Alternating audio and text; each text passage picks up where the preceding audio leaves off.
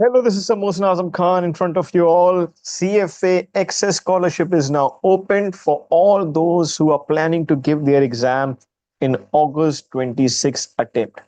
So if you're planning to give your exam level 1, level 2 in August 2026, please look forward towards this CFA Access Scholarship.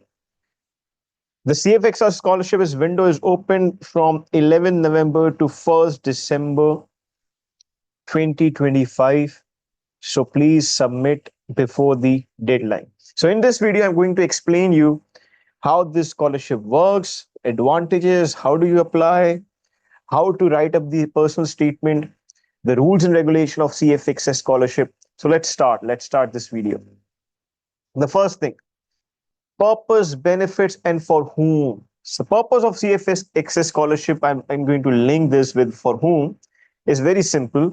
CFA offers different types of scholarship. We are focused towards access scholarship.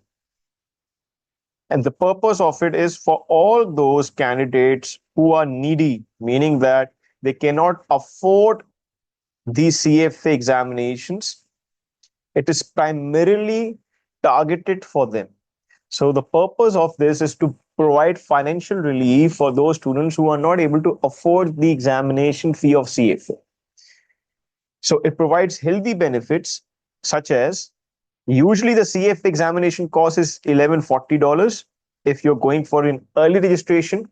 Otherwise, it's $1,490 if you're going for standard registration.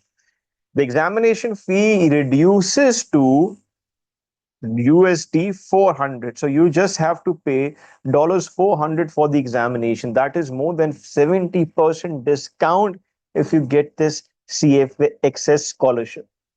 But remember this is for those who cannot afford these examination fees. So I advise and I encourage only those candidates to apply for this scholarship who are really needy, who cannot afford this examination fee.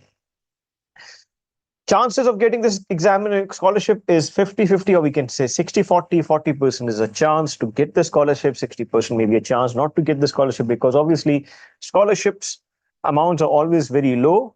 And CFA Institute, obviously, you have to go and filter all the candidates, all the application, and then judge who are well deserving for this scholarship. How to apply? Let's understand how to apply. For that, all you need to do is you just need to go to your Google page. I'll explain you.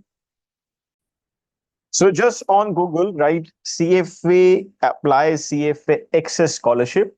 You'll get the first window that is written Access Scholarship. Click that. An entire window will open up explaining everything about CFA Access Scholarship.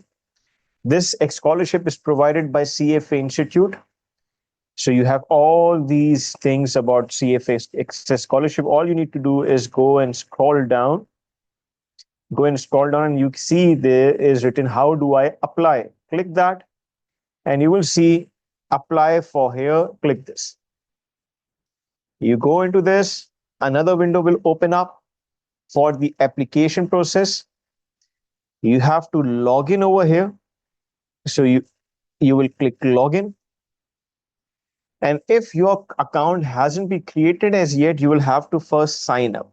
Once you have signed up, completed and created your account, you will come back to the same website and then log in with your login details. Then a form will open up. You will have to fill out that form, which will ask for your incomes, expenses, your dependents, and then a personal statement will be asked, a question will be given to you for which you will have to write up a personal statement of 300 words. And then you will have to click submit. Without clicking submission, your scholarship will not be submitted. Many students think as if saving this application have made them submit the scholarship. No, you will have to make sure you submit the scholarship at the end. Now, coming back to your scholarship rules and regulations now. Simple rule.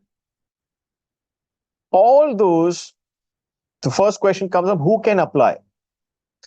All those who are eligible to sit for CFA exam, all those who are eligible right now to sit for the CFA exam. they are eligible to apply for this scholarship. Number one. Now, sir, who is eligible? For that, you will have to go through the CFA enrollment requirements. I have a different video for that as well. So, all those who are eligible right now, currently eligible to sit for the CFA exam, they are eligible to apply for this scholarship. While applying for the scholarship, make sure to be truthful. Do not lie just to show yourself as if you're not earning well, just to show yourself as needy. Do not lie. Why? Because CFA reserves the right. If they feel doubtful, they reserves the right to ask for proofs from you. Currently, while submitting the scholarship, you do not have to give them any proofs, but that also motivates you to lie. But don't take that route, because what if they end up asking you different evidences, they end up asking you different proofs, and you're not able to justify the things you have written in the form?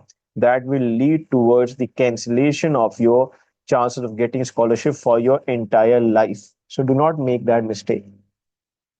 Number two rule, it says if a scholarship recipient fails to utilize their scholarship by not registering, not scheduling, not appearing for, canceling, or withdrawing from the exam, they will forfeit future scholarship opportunities. So, if you are literally planning to give the exam in August and you're committed to give the exam in August, you are ready to prepare for it, then only apply for this scholarship right now. Why? Because if you get this scholarship and you do not register for the August exam, or you do not schedule the August exam, or you do not sit for the August exam, or by the end of it you withdraw or cancel the exam, you will not be eligible to get the scholarship for your entire life. So always say this to my students: if you have got the scholarship, no matter what, you cannot think of deferral. The only deferral that you can get while having the scholarship is the emergency deferral, because paid deferral is not allowed. Purchase deferral is not allowed, or paid deferral is not allowed for scholarship holders. You cannot defer your exam, because CFA do provide an option which is a paid deferral. Those students who want to shift their exam in future, later on they can pay $400 and that they can delay the exam. But for scholarship holders, that is not allowed. They are only eligible for an emergency deferral, which is obviously a realistic case that you are in an emergency, you cannot sit for the exam for that purpose, then only deferral is allowed. So make sure, if you're applying for the scholarship, make sure you will be sitting for your August exam in case you get the scholarship. This is all for those if you get the scholarship. If your scholarship is rejected, then these rules are not applicable on you. So if you get the scholarship, make sure you study out.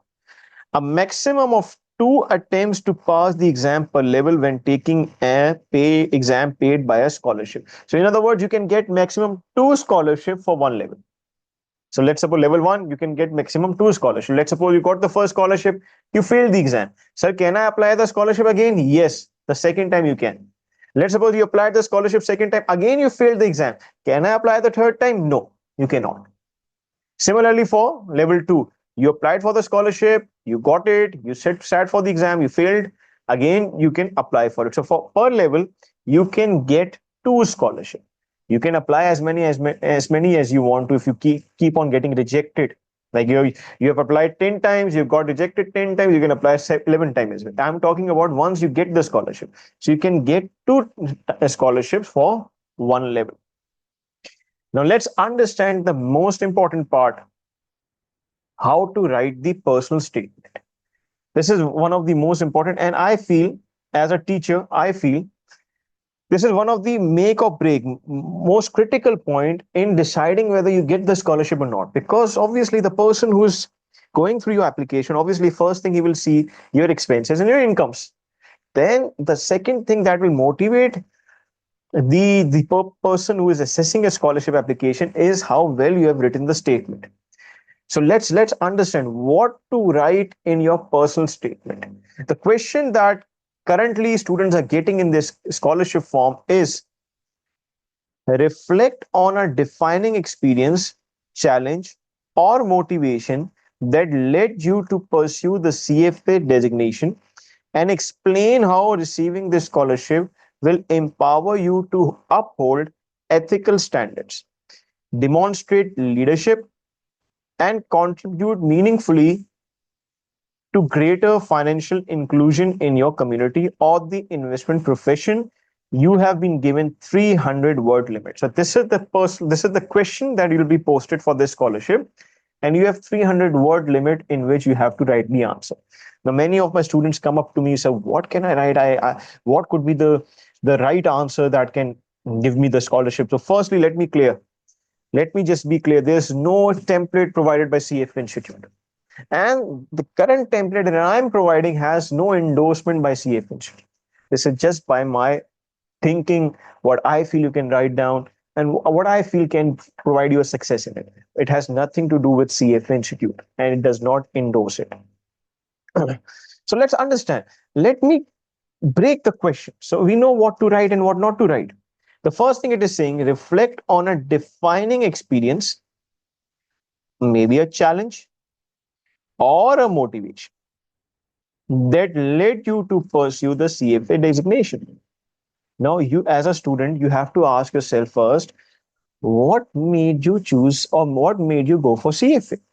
It could be any defining experience, could be something. Let's suppose you're sitting with your friend and your friend is buying stocks and you got interested into it.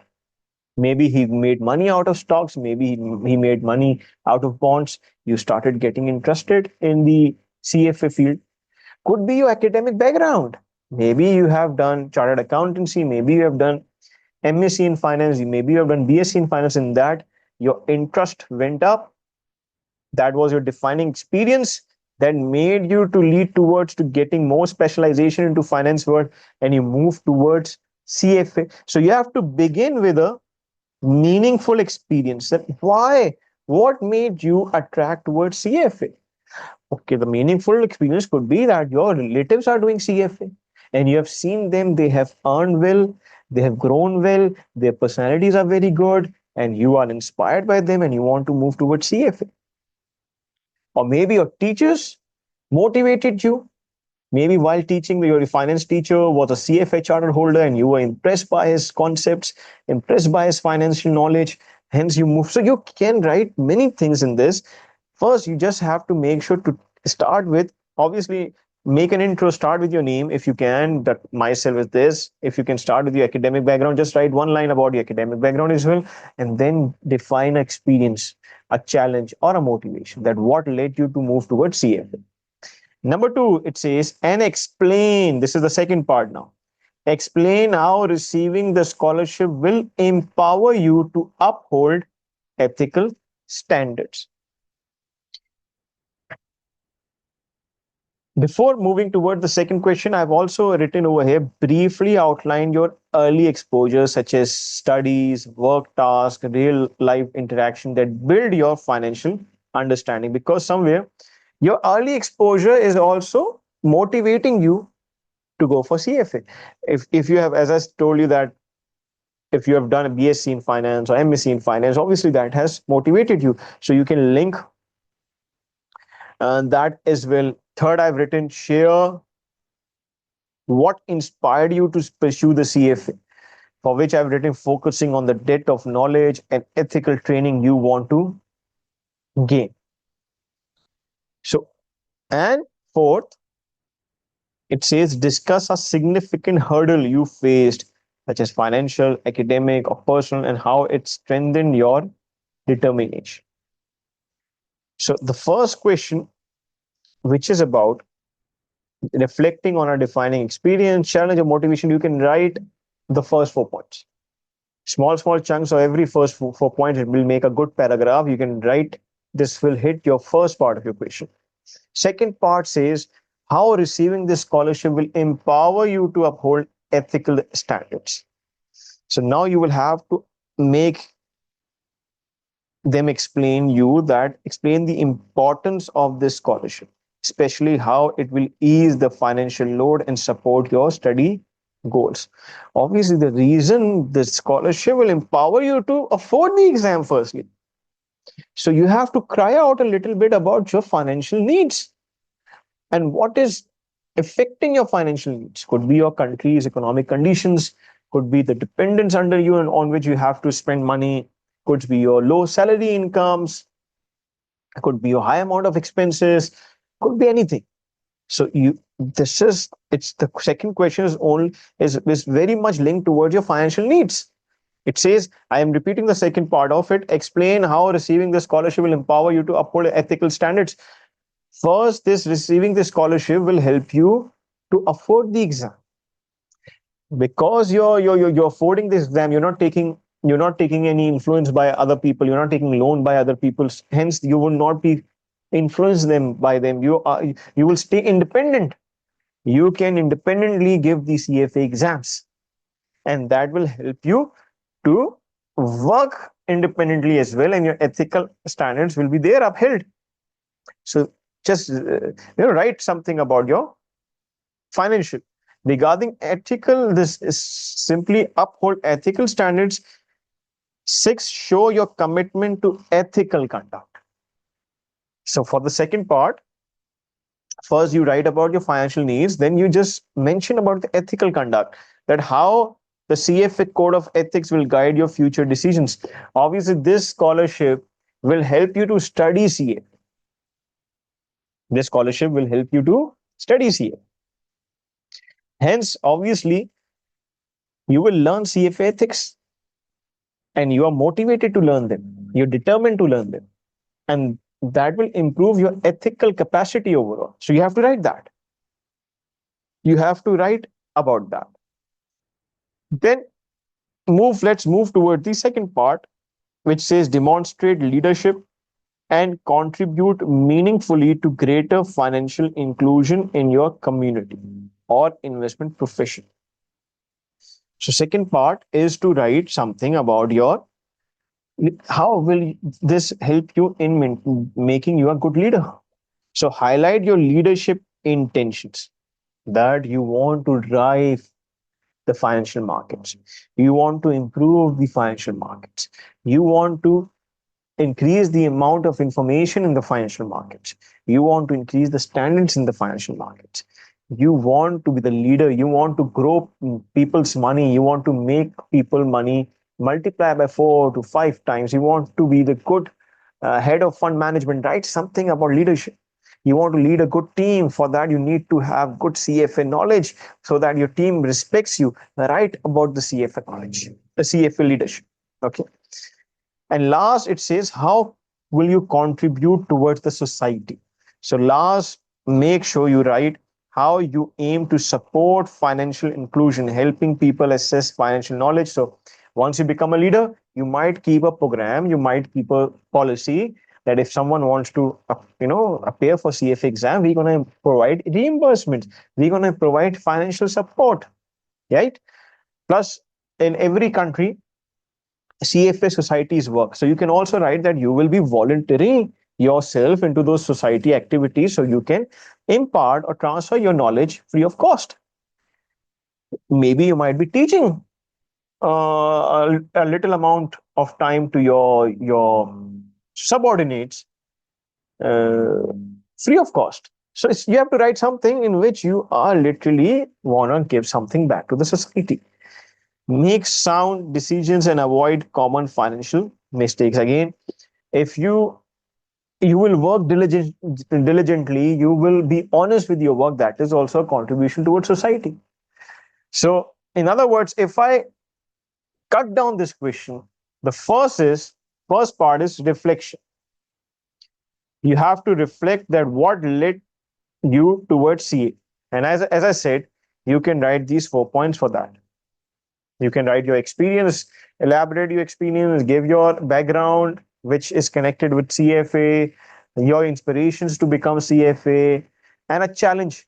Maybe you were investing somewhere and you faced losses. That was a challenge, and you want to understand how uh, you want to understand the CFA. You want to learn in CFA that how come I can overcome those challenges, and because you're financially needy, and for that purpose you are applying for this scholarship. Second part is What will you get after receiving this scholarship? Second part is, if you receive the scholarship, what will you get?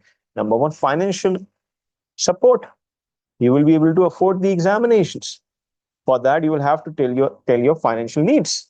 Why are you not able to financially afford the exam? Just give some words for that. 2 3 lines. Your low salary, maybe your many dependents, many your father is your sole earner, whatever it is.